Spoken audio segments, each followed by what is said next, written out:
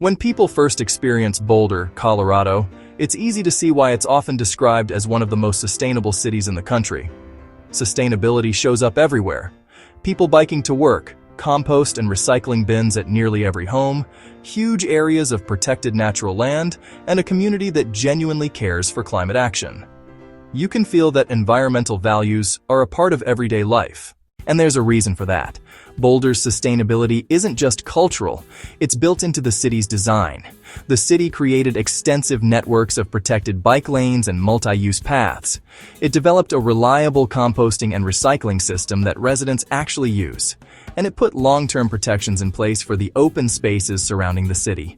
Because of choices like these, Boulder consistently ranks near the top of national sustainability measures, including walkability, waste reduction, renewable energy use, and access to natural land.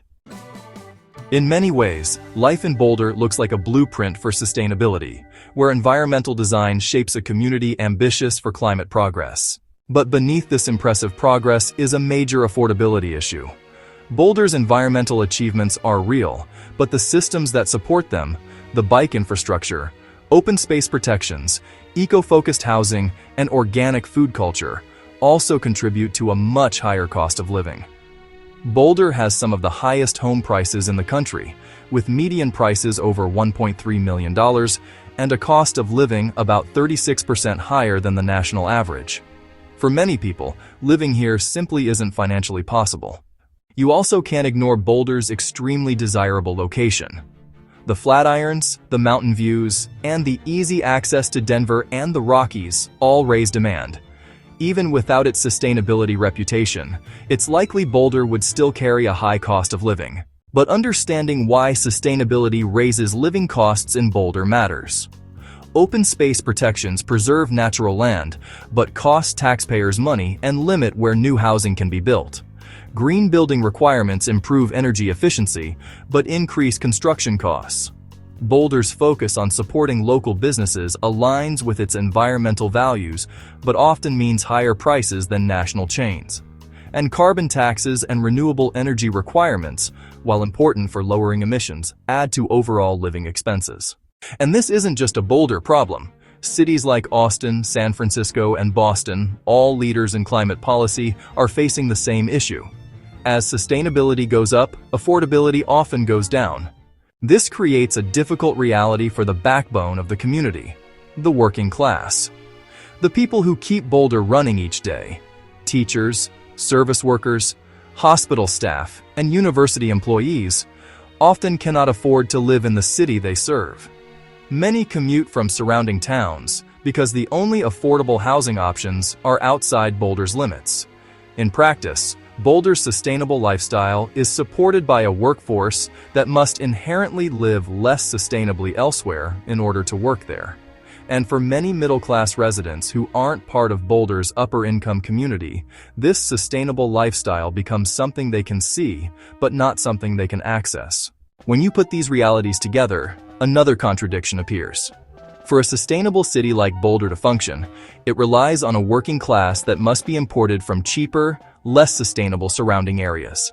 Even the people who can afford Boulder's lifestyle often built their wealth within an economic system that hasn't been sustainable in the first place. It raises an important question. How sustainable is a sustainable city when it follows an economic system that is anything but? For people who care about the environment, this contradiction can be discouraging.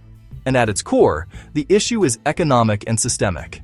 In the United States, environmental impacts are often treated as externalities, costs that don't show up in the price of a product or service. As a result, access to sustainability is shaped by the very structures that undermine it.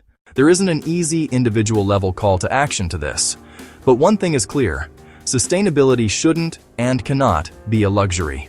The first step is recognizing that the gap between sustainability and accessibility isn't only about personal choices. It's about the systems we build, the policies we support, and the economics we decide to value. Across the country, there are examples showing that sustainable systems can actually save money in the long run. Boulder's own composting and recycling programs reduce landfill costs, create local green jobs, and build a circular economy that keeps materials flowing locally rather than relying on global supply chains. Renewable energy works the same way. The upfront cost is real, but once the system is running, the energy is essentially unlimited and far cheaper than fossil fuels in the long term.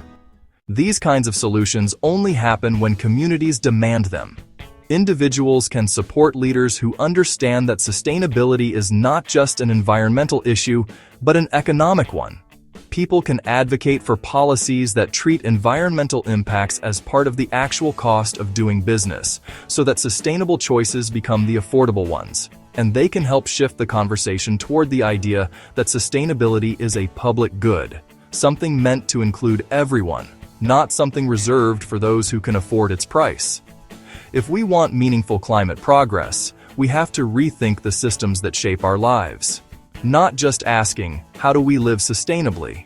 But also, how do we build an economy where sustainable living is the cheaper, easier, and more accessible choice for everyone?